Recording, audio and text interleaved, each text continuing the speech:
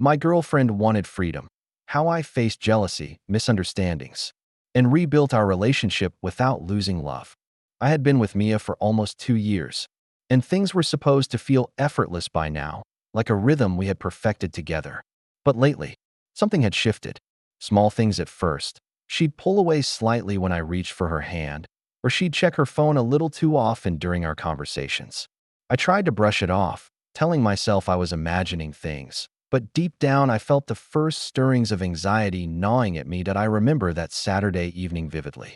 We were sitting on the couch, her scrolling through her phone while I flipped through the TV channels. "Hey, are you okay?" I asked casually, trying to sound lighthearted. She didn't look up. "I'm fine," she said. Almost too quickly, her tone clipped. There it was again, the edge in her voice, a subtle distance that made my chest tighten that I wanted to reach out, to wrap my arms around her and pull her close. But something held me back. Maybe it was instinct, maybe it was fear, I couldn't tell. For the first time in a long while, I felt a crack in the foundation of us. Something about her body language, the way she avoided my gaze, screamed of a freedom she was craving that I hadn't noticed until now that I kept turning over small interactions in my mind. The nights she stayed out later than usual. The friends she'd started hanging out with more often. The way she laughed a little too freely at things I didn't understand. It wasn't dramatic, nothing I could point at and say, "This is it." But the tension was there, thick and unspoken, like a shadow stretching across the room. By the end of the evening, I was sitting alone in my thoughts, my heart pounding. I couldn't ignore it anymore. Something was shifting between us. And if I didn't figure out what was happening, I feared I might lose her without even knowing why. The next morning, I woke up with a knot in my stomach that refused to untangle itself. I replayed the previous evening over and over, scrutinizing every word, every gesture, every glance. Was I overthinking? Or was there really something she wasn't telling me? The uncertainty gnawed at me, growing with each passing hour. I felt torn between trust and fear, between believing in what we had and fearing that it was slipping through my fingers that I walked through my apartment, absently checking the time on my phone, wondering if I should text her, call her, or just wait. Every scenario I imagined ended the same way, with a cold, uncomfortable distance that I couldn't shake. Maybe she just needs space, I muttered to myself, but the voice in my head argued back, whispering that this wasn't just space. It was a sign, a subtle pulling away, a desire to test boundaries I hadn't even realized existed. Even simple things started to feel like minefields. Should I ask her about her plans for the weekend? Was it okay to want to spend the evening together, or would that feel suffocating to her? My mind raced with questions I had never needed to ask before. I began to doubt myself. Had I been too controlling without realizing it? Or had she always been this independent, and I was just noticing it now? I thought about the little moments that had once felt ordinary, her laughing at a joke I didn't get, her disappearing into her friend's world for hours, but now they seemed loaded with hidden meanings. Was she testing me? Or was she testing herself? Each thought spiraled, a tangled web of uncertainty that left me restless, staring at the ceiling, unable to settle. That I tried to talk to my friends, but even that felt complicated. "Maybe you're imagining things," one said. "She probably just has a lot on her mind." But the more I thought about it, the more I realized it wasn't just a passing phase. Something had shifted, something subtle but undeniable, and I couldn't just ignore it. My trust in her, and in us, was being quietly challenged, and I wasn't sure if I was ready to face what that meant. By the afternoon, the doubts had grown into a storm inside me. I loved her, truly, but I felt a creeping fear that love alone wasn't enough. Could I accept her need for freedom while still keeping the closeness we had shared? Or was this the beginning of a rift that neither of us could repair? The questions consumed me, gnawed at my patience, and planted a seed of tension that I knew would shape the days to come. Over the next few days, the tension between us became impossible to ignore. It wasn't anything dramatic at first, just little things that felt heavier than they should. She'd brush past me in the kitchen without a word, or sigh quietly when I tried to suggest plans for the weekend. I could sense her impatience, even in her silences, and it made me jittery, constantly overanalyzing every gesture. One evening, we were walking home from a late dinner, and I tried to break the tension. "Hey, are you okay? You've seemed distant lately," I said, forcing my voice to sound casual. She looked at me, her expression unreadable, and shrugged. "I'm fine," she replied. But the way she avoided my gaze felt like a wall being built between us, brick by brick. That it wasn't just what she said, it was how she said it. The slight tightening of her lips, the way her hands fidgeted with her bag strap, the short, clipped tone in her voice. Each small signal twisted my stomach into knots. I wanted to push, to ask more, but a part of me feared that pressing too hard would make her pull away even further. By the next day, these minor conflicts began to creep into our routines. I'd suggest going out, and she'd decline without giving a reason. I'd try to hold her hand in public, and she'd subtly pull it back.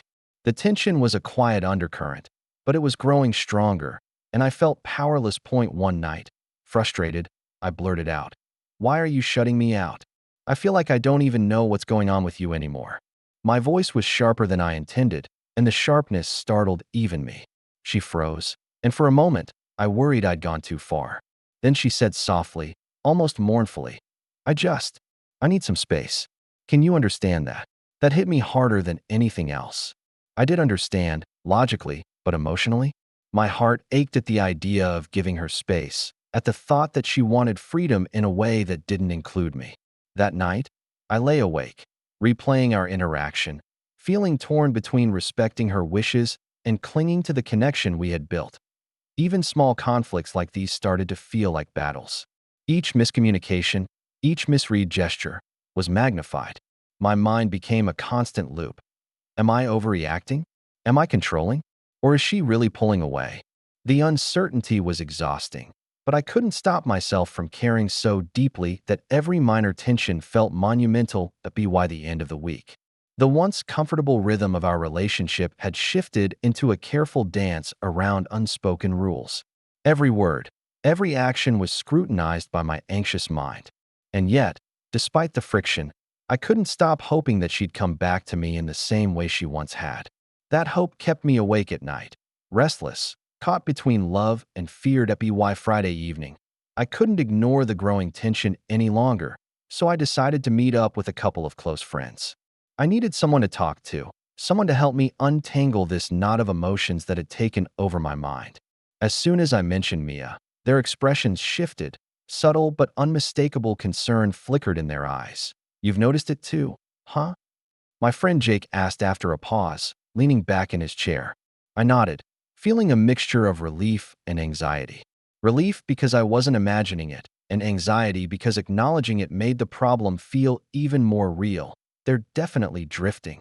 Another friend, Sarah, said quietly, her voice careful. "I've seen her online, hanging out with different groups, going on spontaneous trips. It's like she's craving freedom or space." Her words hit harder than I expected. I had noticed some of that myself, but hearing it confirmed made my chest tighten. Jake shook his head slowly. "Look, man, maybe she's not ready for the kind of commitment you want.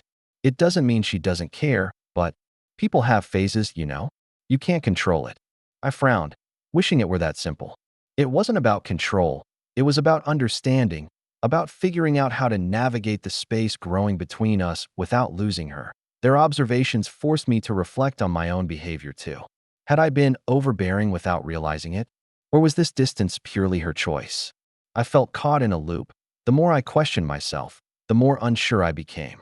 Every example they shared from her social media, every anecdote about her recent outings, felt like pieces of a puzzle I wasn't sure I could solve. By the end of the conversation, I left their apartment feeling heavier than when I arrived.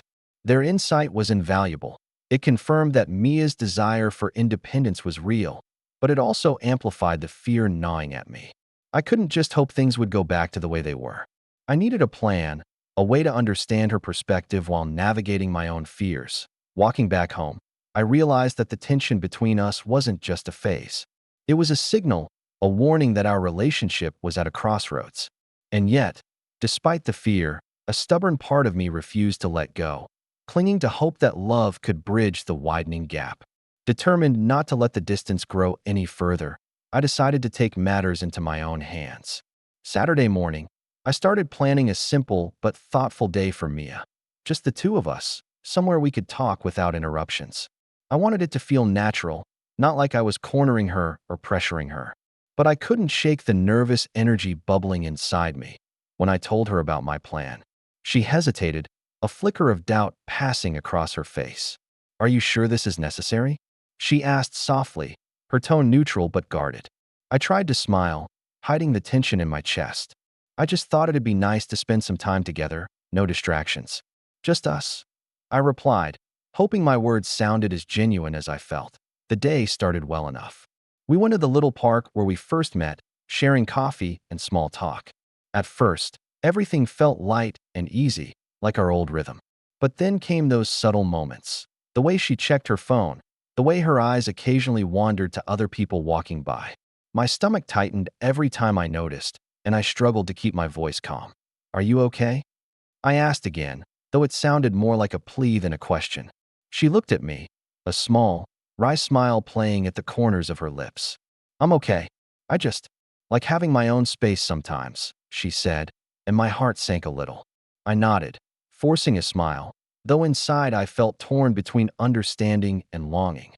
Throughout the afternoon, I tried to bridge the gap with little gestures, offering her favorite pastry, suggesting we take a walk down memory lane, revisiting places that meant something to us.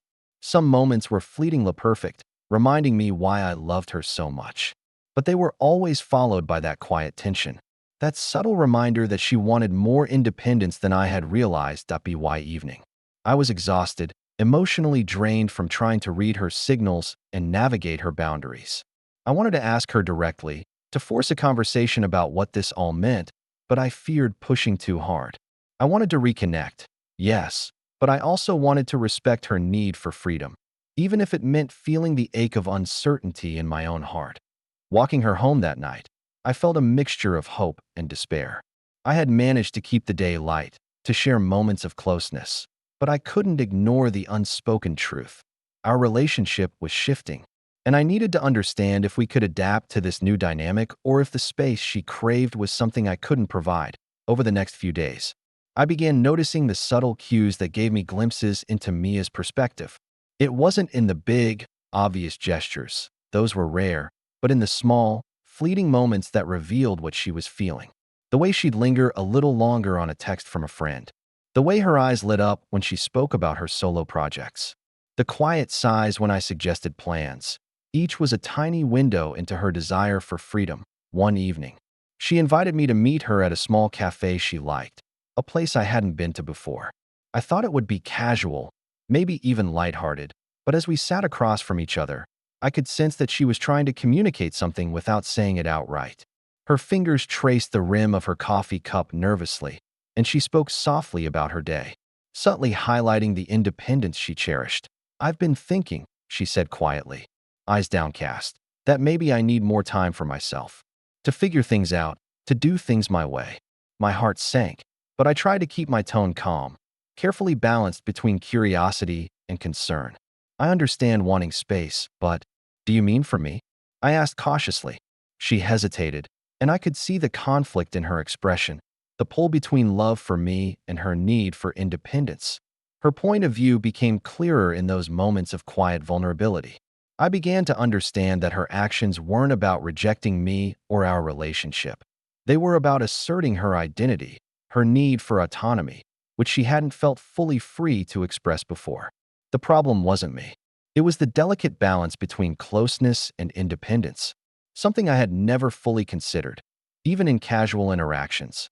Her hints were everywhere. The way she casually mentioned meeting friends, taking spontaneous walks alone, or exploring hobbies I wasn't always a part of. Each action was a small piece of a larger puzzle, revealing that while she loved me, she was trying to preserve a sense of self that she feared might disappear if she didn't assert it now. By the end of the week, I started seeing the situation in a different light. Instead of feeling hurt or rejected, I began to feel a mix of admiration and anxiety. Admiration for her bravery in pursuing her own needs, and anxiety because it challenged me to rethink how I could support her without suffocating the very independence she valued. It was complicated, emotional, and unsettling, but it was real, and I knew I had to navigate it carefully if I wanted us to survive this delicate phase. By midweek, the tension between us was impossible to ignore. It had grown from subtle hints into a constant, underlying strain, like static in the air that refused to dissipate. Every time I saw Mia, I felt a mixture of longing and apprehension, unsure whether I would be met with warmth or distance. One evening, while we were cooking dinner together, a simple misstep ignited the rising tension. I reached for the same spice she was using, and she recoiled slightly. "Careful," she said, her voice polite but distant. I froze for a second, surprised by the reaction. "Oh, sorry," I muttered, trying to mask the sting in my chest. The awkwardness lingered, filling the kitchen with an invisible weight. Later that night, I attempted a more direct approach. "Mia, I feel like there's this wall between us lately. Can we talk about it?" I asked, my tone careful yet desperate. She looked at me, eyes wary, and sighed. "I don't know if talking helps," she admitted. "Sometimes I just need to breathe on my own." Her words, though gentle, hit me like a punch. The rising tension wasn't just emotional. It was a growing realization that our needs were diverging in ways I hadn't anticipated. I wanted to pull her close, to reassure her and myself. But I also understood that pushing too hard could backfire, driving the wedge even deeper. The following days were filled with these micro-conflicts, small arguments, and lingering silences. Every suggestion I made for plans, every attempt to reconnect, was met with subtle resistance. I could see the pull between her love for me and her desire for freedom, and it left me constantly questioning my own role in the relationship. Even my friends began noticing. Jake, one of my closest, remarked, "She's pulling away, man. You need to figure out if you're okay with the space she wants or if it's going to drive you crazy." His words echoed in my mind, amplifying the anxiety that had been quietly building up. By the end of the week, I was emotionally drained.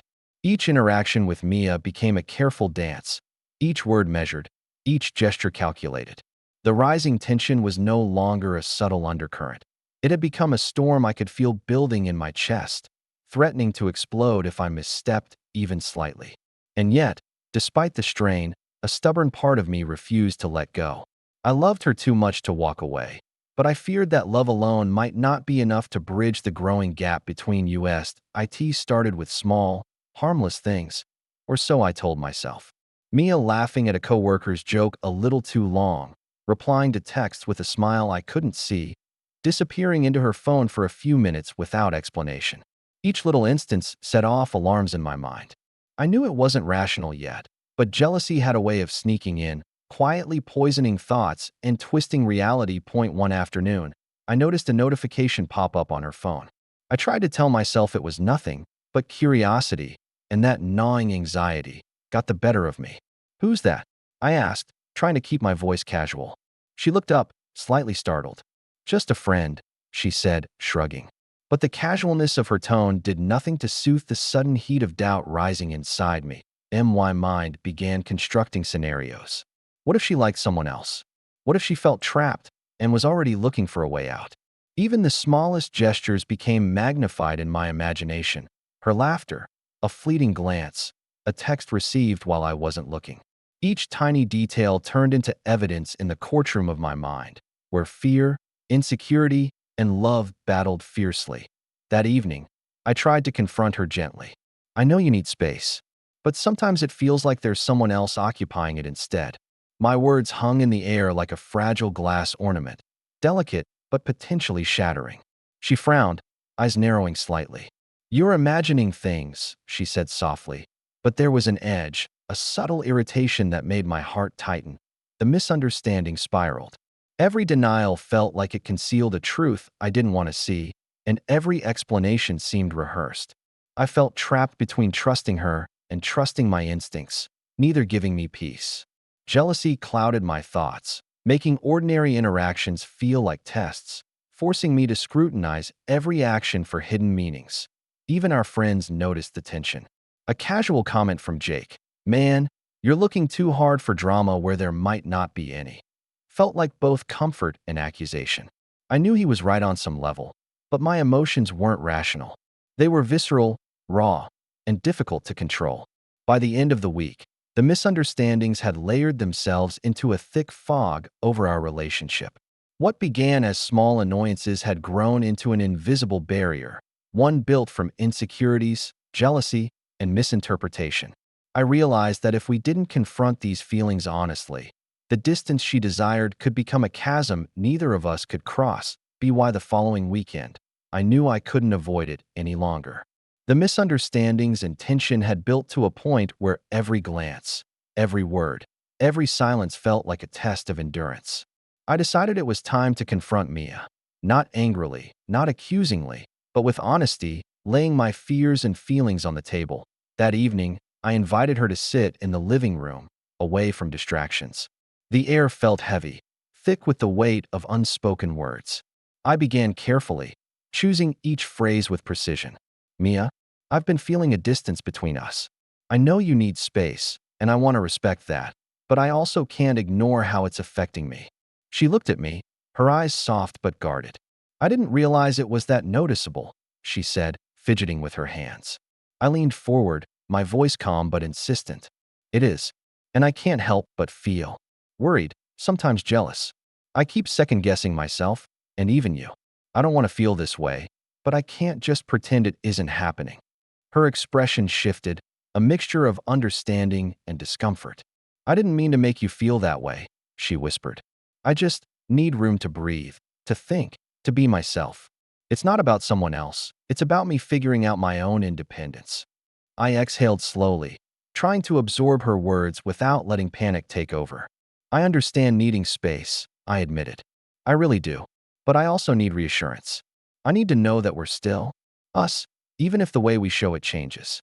She nodded, a small smile flickering across her face. I can do that. I don't want to lose us either. There was a long pause as we both sat in the quiet, letting the weight of the conversation settle. For the first time in days, I felt a tentative calm, still fragile, still uncertain, but real. The confrontation didn't magically solve everything, but it opened a door. A door to communication, understanding, and a shared recognition of each other's needs. I realized that honesty, raw, uncomfortable honesty, was the only way forward if we wanted to survive this tension. That night, as I lay awake, I reflected on our conversation. It had been hard, emotionally exhausting, but necessary. For the first time in a while, the storm inside me began to calm. And I dared to hope that we could navigate this new dynamic together, even if it required patience, empathy, and courage. The days following our confrontation felt like walking on a tightrope, cautious, measured, but infused with a quiet hope.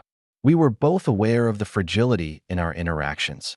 Yet there was a sense that the honest conversation had created a space for understanding that I started giving Mia more room to pursue her interests. Stepping back when I felt the urge to interject or plan. It was difficult. Every time she spent hours painting, meeting friends, or going on spontaneous outings, I felt a flicker of anxiety. But I reminded myself of her words. This wasn't about someone else. It was about her need to breathe, to assert her individuality at the same time. She made subtle efforts to include me, moments that felt like bridges across the tension. A quick text saying, "Thinking of you while I'm at the park," or a small note left on the kitchen counter. Tiny gestures, but they carried enormous weight. Each one reminded me that despite the distance she craved, she still wanted us to remain connected. We began to establish unspoken rules, boundaries that respected her need for independence while ensuring our relationship didn't fray. I stopped reading too much into every glance or message, learning instead to focus on the patterns of care and attention she consistently showed. It wasn't easy. My mind often wandered into worst-case scenarios, and moments of doubt still crept in. Our friends noticed the shift as well. Sarah commented during a casual dinner, "You two seem different, but in a good way. More balanced." I smiled, though inside, I knew it was a delicate balance. One misstep could undo the tentative progress we were making. Even with the cautious optimism, the tension lingered, a subtle reminder that relationships weren't static. But I felt a renewed sense of agency, of hope. We were learning, growing, and adjusting, one careful step at a time. And though the path forward was uncertain, for the first time in weeks, it felt possible to walk it together without fear consuming every interaction. Just as I thought we were finding a rhythm, life threw an unexpected challenge our way. Mia's work schedule changed abruptly, requiring long hours and frequent last-minute trips out of town. The very space she needed now seemed to grow even wider. Testing the fragile balance we had established, I tried to mask my anxiety, reminding myself that this was part of supporting her independence. But the first evening she had to leave early, I felt a gnawing emptiness. The apartment suddenly felt too quiet, too still, and I realized how much I had relied on the small daily routines we'd rebuilt together. When she called that night from a hotel room, her voice tired but warm, I forced a smile into my tone. "Everything okay?" I asked, trying to keep the conversation light. "Yeah, just a long day," she replied. "Wish you were here, though." Her words should have been comforting, but instead they highlighted the distance between us, the literal miles, and the emotional gaps we were navigating. The unexpected challenge didn't stop at her schedule. Friends and family began to weigh in, unintentionally complicating matters. Casual remarks like, "Is she always this independent?" Or, "Hope you're handling all the alone time okay," made me feel scrutinized, like our delicate situation was on display for everyone to judge. I started questioning my ability to manage both my emotions and the perception of others. Despite the stress, I reminded myself of the progress we had made. I couldn't control the new demands on her time, but I could control my reactions. I focused on small gestures, sending thoughtful texts, leaving little surprises for her, or taking on minor tasks she usually handled. Each act was a reminder that I supported her independence while maintaining my presence in her life. That be why the end of the week, I recognized a new truth. Relationships weren't just about compromise, but about resilience. The unexpected challenge tested not only our love, but our commitment to understanding, patience, and adaptation. And even though the path was becoming more complicated, I felt a strengthened determination to navigate it, trusting that the foundation we had built could withstand the trials ahead. After weeks of tension, misunderstandings, and unexpected challenges, the small victories began to stand out. These weren't grand gestures or dramatic reconciliations. They were subtle moments that reminded me of why we were worth the effort. Point one evening, Mia surprised me by preparing dinner, something she rarely did.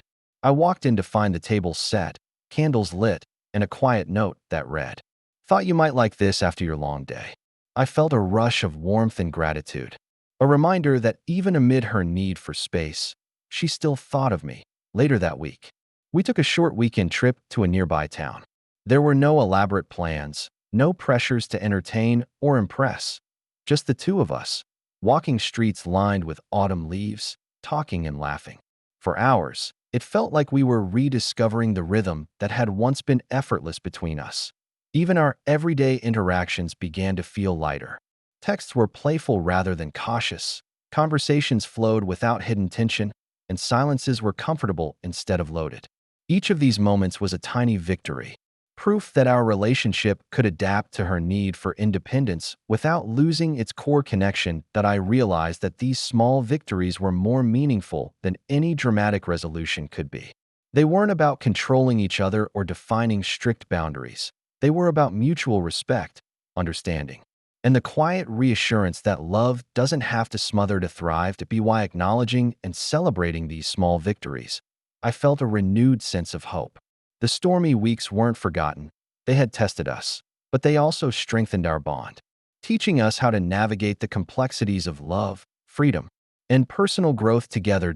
As I sat alone that evening, reflecting on the past weeks, I realized how much we had grown individually and together. The tension, misunderstandings, and challenges had forced me to confront my insecurities, to consider Mia's needs with empathy, and to communicate in ways I hadn't before. That I thought about the moments that had tested us, the jealousy that flared too quickly, the subtle hints she gave, the unexpected challenges from work and friends, and how each had shaped our understanding. I acknowledged my own flaws, my tendency to overanalyze, and the times I had let fear dictate my reactions. At the same time, I saw Mia's bravery in asserting her independence, in being honest about her desires, and in finding ways to maintain our connection without sacrificing her freedom. It struck me that love wasn't about possession or control. It was about balance, respect, and the courage to face uncomfortable truths. To be why reflecting on these lessons, I felt a quiet clarity. We weren't perfect, and we certainly weren't free from challenges, but the journey itself, the effort, the communication, the patience, had strengthened our bond in ways I hadn't anticipated. I realized that the love we shared was resilient, capable of weathering storms if we remained mindful, compassionate, and committed. The next weekend, we decided to dedicate time just to us, free from work, friends, or obligations. It felt like a conscious effort to rebuild the closeness we had once taken for granted.